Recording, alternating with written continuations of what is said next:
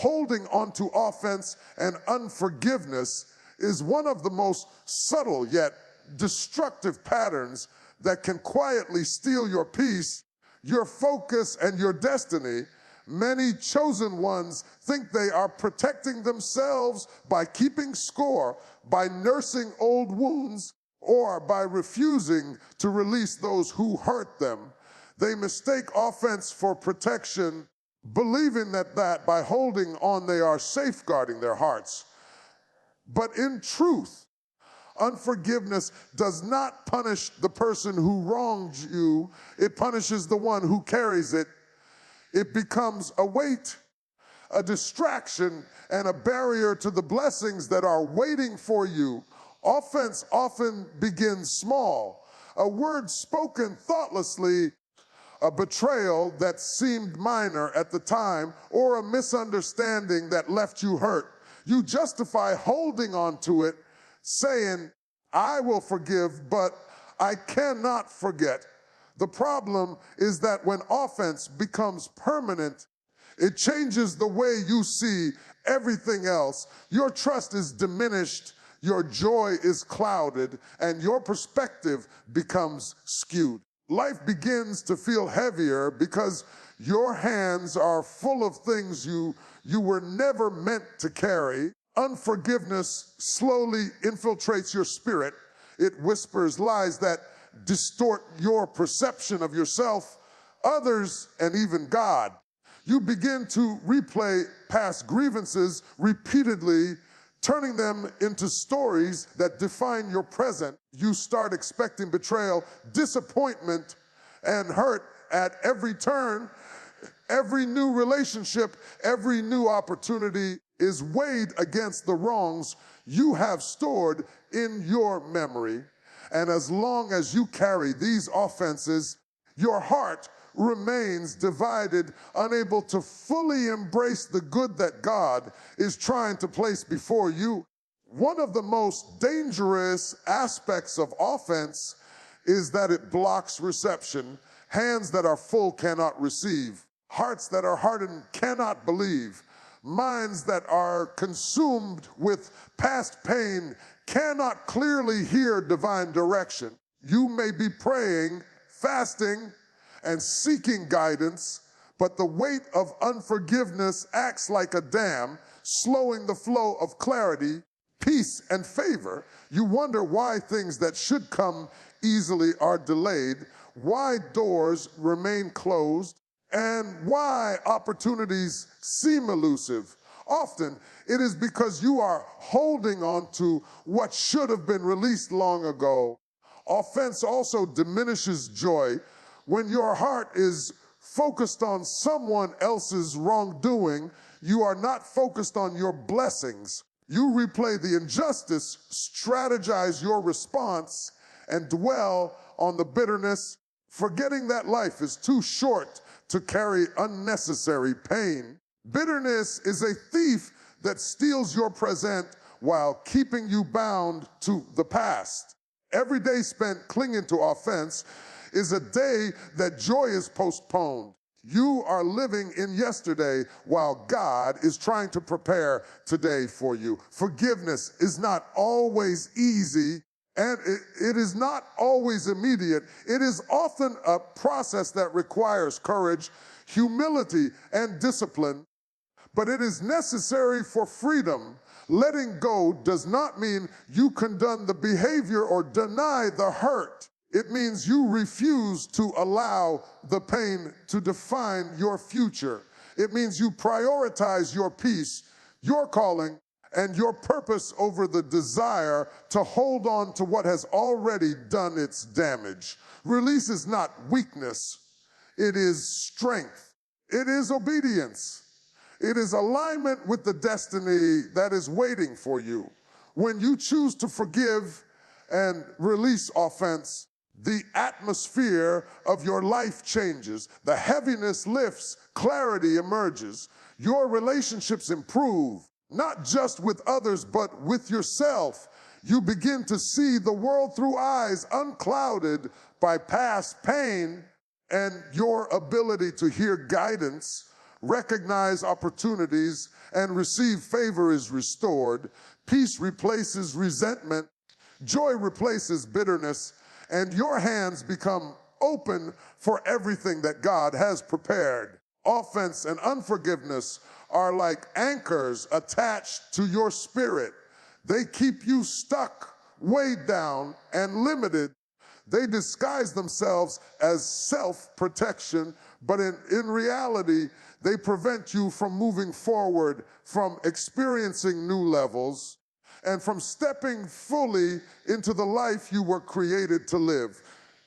True freedom, true elevation, and true joy come only when you release what was never meant to be carried, when you choose to forgive, and when you refuse to allow past pain to control your present or your future. Would you like me to continue and key points expand in the same detailed 600-word style next? The mind is one of the most powerful tools God has given you, yet it is also one of the most vulnerable. The thoughts you allow to take root, the patterns you accept as normal, and the narratives you replay constantly shape your destiny. Many people underestimate the subtle power of toxic thought patterns, assuming that because they are invisible, they are harmless. But over time, they build walls, create blockages, and distort perception, preventing you from walking fully in purpose.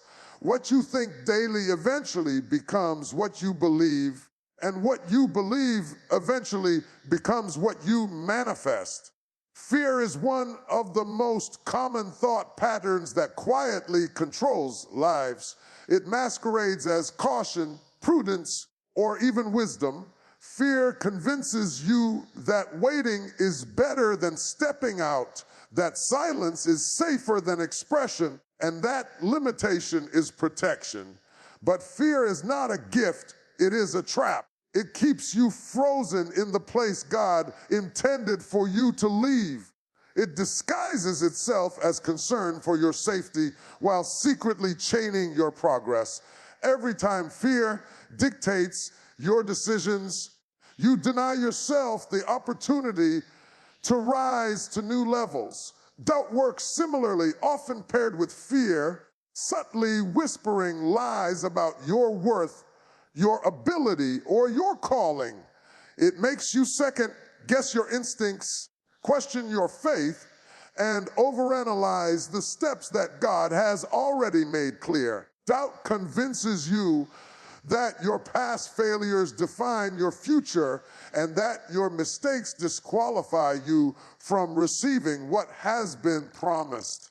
When allowed to linger unchecked, doubt becomes a constant companion, a silent saboteur that erodes confidence and stalls momentum. Overthinking is another pattern that binds many chosen ones. It makes simple decisions complicated and ordinary opportunities feel overwhelming. Overthinking convinces you that preparation must be endless, that every scenario must be anticipated, and that perfection is a requirement before action. Yet in reality, overthinking breeds paralysis.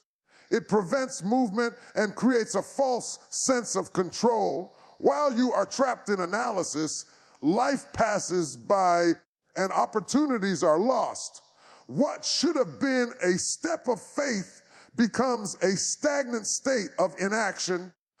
Guilt is often carried long after it should have been released. People replay mistakes as though punishment is a form of loyalty, forgetting that God's forgiveness is complete. Unnecessary guilt constantly rewinds your mind to moments that are already over, keeping you bound to a past that cannot be changed. The more you dwell on what has been forgiven, the less you are able to focus on the purpose and destiny unfolding before you. Holding on to guilt is like walking forward with weights strapped to your back. It slows your progress and diminishes your joy. Even subtle self-condemnation is dangerous. It convinces you that your identity is defined by flaws rather than potential. It tells you that you are not enough, that your prayers are insufficient, or that your efforts are meaningless. While it may seem like humility, true humility brings strength and openness, not spare. Self-condemnation shrinks your vision, erodes confidence, and keeps you from stepping into the fullness of what is already yours in God. These thought patterns are not random. They are strategically positioned to keep you from hearing your own clarity, recognizing divine opportunities, and stepping boldly into your purpose. They disguise themselves as normal thinking, as caution, or as wisdom, but their effect is always the same limitation. They drain energy, distort perception, and obstruct faith. The solution is vigilance and intentionality. Your mind must be guarded as carefully as your physical environment. Thoughts must be filtered through truth, not fear. Through faith, not doubt. Through wisdom, not overthinking. Every thought that does not align with your calling, peace, or purpose must be recognized and removed. Spiritual discernment is required to identify patterns that have been allowed to linger too long, and bold action is required to break free from their control. When toxic thought patterns are removed, clarity emerges, confidence strengthens, faith moves from theory to practice, decisions become decisive, and the path forward becomes unmistakable. Your mind, once cluttered, becomes a sanctuary for vision, strategy, and inspiration. And in that clarity, every step you take moves you closer to the destiny you were always meant to fulfill. Would you like me to now expand Key Point 5 letters in the same 600-word style? Many people pray for breakthroughs, open doors, and divine acceleration without realizing that the delay they are experiencing is not resistance from God, but interference from what they have allowed to remain in their lives. When something has unauthorized access, it quietly disrupts alignment. You may be sincere in prayer, consistent in effort, and faithful in belief, yet still feel a sense of stagnation. That feeling often comes from carrying things God never approved to stay. Unauthorized access does not always look obvious or dangerous. Sometimes it appears harmless, even reasonable. It can be a routine you never questioned, a voice you keep listening to, or an influence you allow because it feels familiar. But anything that consistently pulls you out of peace, clarity, or obedience is not neutral. If it drains you, distracts you, or distorts your vision, it is interfering with what God is trying to build in you. Spiritual alignment requires boundaries. Just as a house needs locked doors and clear entry points, your life needs discernment over what is allowed to enter your mind, your heart, and your environment. When everything has access, nothing stays protected. You wonder why your joy feels fragile and your focus easily shaken, but it is because too many voices are speaking into your life at the same time. Not every voice deserves influence, even if it sounds familiar or well-intentioned. There are people who speak into your life without authority. They comment on your calling, question your decisions, and plant doubt disguised as concern. You listen because they've known you for a long time, but longevity does not equal permission. When you give weight to voices that are not aligned with your assignment, you begin to second guess what you once heard clearly. That confusion is not humility, it is a sign of misplaced access. Unauthorized access also includes thought patterns that were never meant to lead your decisions. Fear can take control quietly, convincing you that waiting is wisdom when it is actually avoidance. Overthinking can pretend to be discernment while slowly paralyzing your faith. Self-doubt can disguise itself as realism, but all it does is shrink your expectation. When these thoughts are left unchecked, they begin to dominate your inner dialogue, weakening your confidence and distorting your vision. Peace is one of the first things affected when boundaries are ignored. You may still function outwardly, but internally you feel unsettled. Your spirit is constantly reacting instead of resting. This is often a sign that something is out of alignment. God's direction brings clarity, even when it brings challenge. If confusion becomes your normal state, something unauthorized is influencing your perspective. Breakthrough requires order. Disorder invites delay. You cannot expect flow where there is constant interference.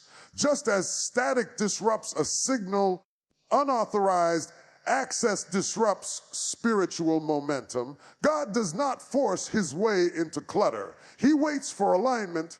He waits for you to decide what stays and what must go. There are habits that weaken your sensitivity. They dull your discernment and make it harder to hear direction clearly.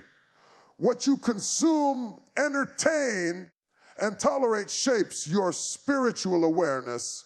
When you allow things that constantly pull you toward distraction, your spiritual perception becomes cloudy. You begin missing cues, ignoring nudges, and delaying obedience, all while wondering why progress feels slow. Removing unauthorized access is not about control, it is about stewardship. You are responsible for protecting what has been entrusted to you. Your purpose, peace, and calling require intentional guarding. When you remove what doesn't belong, clarity returns. Focus sharpens. Energy is restored. The weight lifts not because circumstances changed, but because alignment was corrected. Breakthrough does not always come from adding something new. Sometimes it comes from removing what was never meant to be there in the first place. Obedience is the bridge between promise and fulfillment, between calling and destiny, yet it is often misunderstood. Many chosen ones wait for clarity, for permission, or for the perfect moment, believing that partial obedience is sufficient, but partial obedience is still disobedience. It is compromise, hesitation, and delay masquerading as prudence. God is calling you to full alignment, not a cautious half step. Elevation requires decisiveness, commitment, and immediate action, especially when the Spirit speaks clearly. Immediate obedience is more than just following instructions. It is a demonstration of faith. It communicates trust in the one who called you even when the instruction is uncomfortable, inconvenient, or unfamiliar.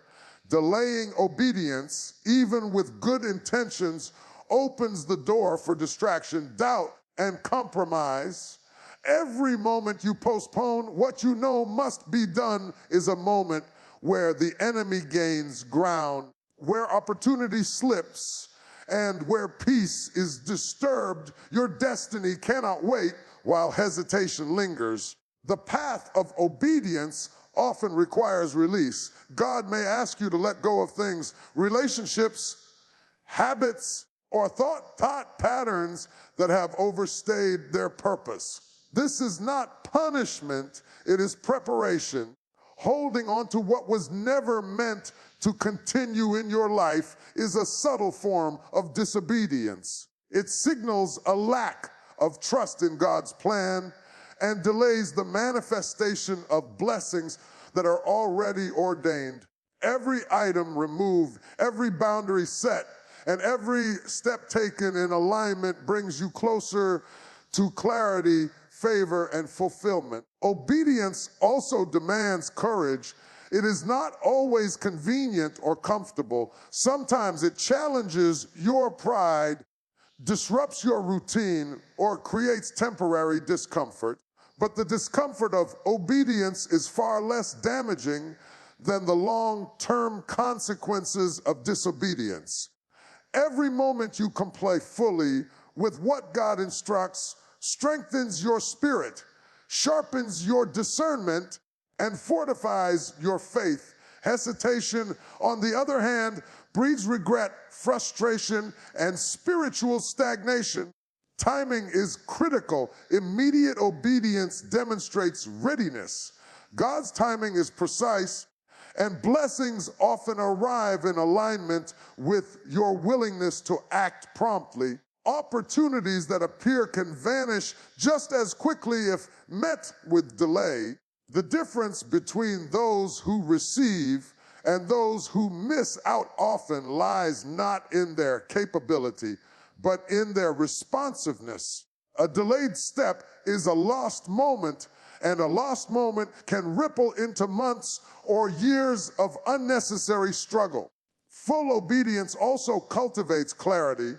When you act according to divine direction without compromise, your path becomes illuminated. Confusion diminishes because the Spirit is no longer competing with hesitation, fear, or compromise. The voice of God becomes unmistakable, and the way forward aligns naturally with His plan. Obedience clears the clutter of doubt and distraction, allowing vision, peace, and purpose to take center stage in your life. Spiritual maturity is measured by responsiveness. Those who act quickly, faithfully, and decisively demonstrate understanding of the principle that God's instructions are not suggestions, they are assignments. Every moment of deliberate obedience is a seed planted for future growth. Every delay in action is a missed opportunity, a stall in momentum, and sometimes a blockade against blessings that could have arrived sooner. Obedience is also liberating. It frees you from the bondage of indecision, fear, and uncertainty. When you choose to obey immediately, you are no longer negotiating with hesitation. You are no longer arguing with delay. You step into freedom because action aligns your life with the purpose and favor that were already designated for you. Partial obedience cannot produce full results. To receive what God has for you, you must act fully, decisively, and immediately. Elevation is reserved for those who refuse to procrastinate in matters of faith, those who act without delay, who release what must be released, and who step forward without compromise, unlock the fullness of blessings, favor, and destiny. Obedience is not just a requirement, it is the key that opens the door to everything you were created to inherit. Would you like me to compile all 6 expanded key points into a full cohesive speech next? So it's ready for use or recording. There are people who were essential to your survival in one season, but are incompatible with who you are becoming. They walk with you when you were unsure, broken, or still discovering your identity. At that time, their presence made sense. You spoke the same language, shared the same struggles, and operated at the same level of understanding. But seasons change, and when they do, relationships must be reevaluated. What once felt supportive can slowly become restrictive. Growth creates distance even when there is no conflict. As you mature, your priorities shift, your conversations deepen, and your vision expands. You begin to desire more purpose, more peace, more alignment. Meanwhile, some people remain committed to who you used to be. They don't recognize the new discipline, the new boundaries, or the new hunger for something greater. Their familiarity with your past makes it difficult for them to respect your future. These relationships rarely announce themselves as harmful. They often appear comfortable and emotionally safe. You laugh easily, reminisce often, and feel understood on a surface level. But after spending time with them, you notice a subtle heaviness. Your motivation weakens, your focus blurs. You begin questioning decisions you were once confident about. This is not coincidence. It is the quiet effect of being pulled back into an old version of yourself. Some people love you, but only within the limits of who you were. They support your healing, but resist your transformation. They encourage your survival, but feel threatened by your growth, not because they are evil, but because your elevation exposes their stagnation, your progress confronts their comfort, and instead of rising with you, they try to keep you grounded to a level that feels safe for them. You start editing yourself around certain people. You minimize your excitement, soften your convictions, and hide your hunger for more so you don't make them uncomfortable. You shrink your language, your dreams, and your discipline just to maintain connection. That is a sign the relationship is no longer aligned. Any connection that requires you to abandon growth, to preserve peace, is costing you more than you realize. There are conversations you keep having that lead nowhere. Complaints recycled, old wounds reopened, same frustrations repeated without resolution. You leave those conversations emotionally drained, spiritually dull, and mentally scattered. Yet you return because the relationship feels familiar. Familiarity, however, is not the same as alignment. Comfort is not confirmation. God often separates before he elevates, not as punishment, but as preparation. New levels require new environments, new influences, and new accountability. You cannot carry voices into your next season that were never trained to speak into it. Some people only know how to relate to your pain, not your purpose. And if you allow them to remain too close, they will constantly try to pull you back to the version of you they understand. Letting go is difficult because it feels like betrayal. You remember who stood by you when things were hard. You feel loyalty to history, but loyalty to your past must never outweigh obedience to your future. Gratitude does not require proximity. You can honor what someone meant to you without allowing them to shape who you are becoming. As your calling becomes clearer, your circle must become smaller. Not everyone who knows your name deserves access to your life. Boundaries are not rejection. They are recognition. Recognition that not everyone can go where you are going, and not everyone is meant to. When relationships are aligned, they stretch you forward, not pull you backward.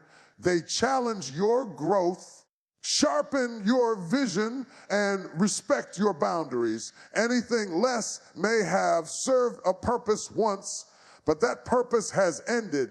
Some things in your life were never designed to travel with you into the future God has prepared. They were allowed to exist for a moment, permitted during a specific season when you were still learning, still healing, still discovering who you were. But what once helped you survive can now quietly sabotage your progress. Just because something stayed with you through the storm does not mean it belongs in the calm that follows. Survival tools are not always destiny companions. There are habits you picked up in a difficult season that kept you afloat emotionally, mentally, or spiritually.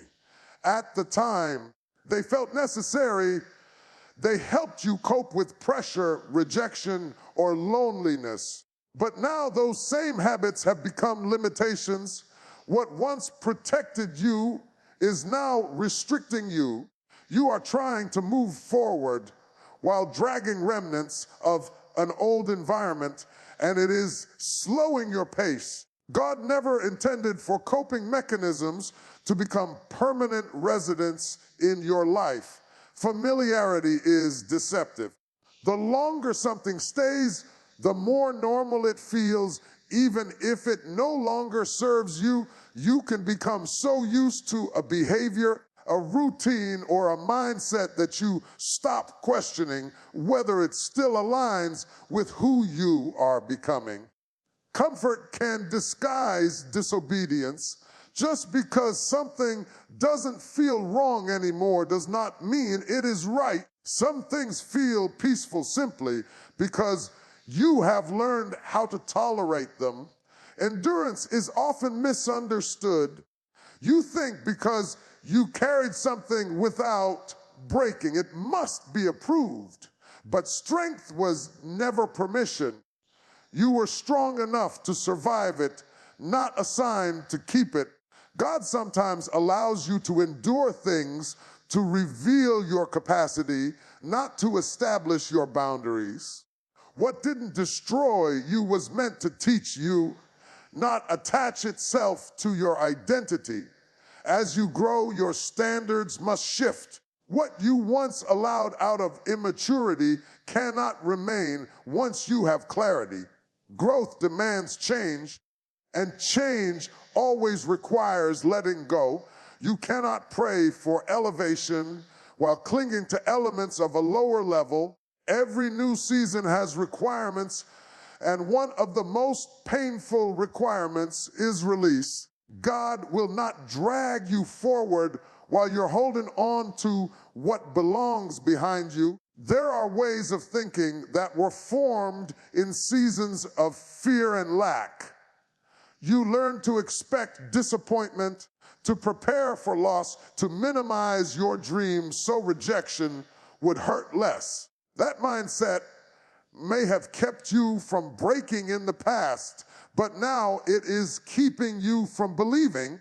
Faith cannot operate fully in an atmosphere of constant self-protection. If you insist on guarding yourself from pain, you will also guard yourself from purpose. Sometimes it's not sin that needs to go, but wait. Not everything that must be removed is evil. Some things are simply excessive. They take up space, energy, and attention that your next season demands.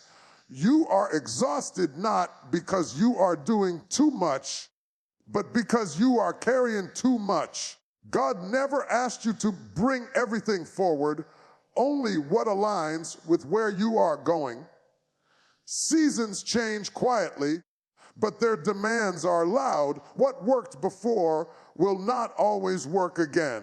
Grace for one level does not excuse stagnation in the next. If something no longer produces growth, peace, or clarity, it has expired. Even if it once felt necessary, holding on to expired things is a form of resistance.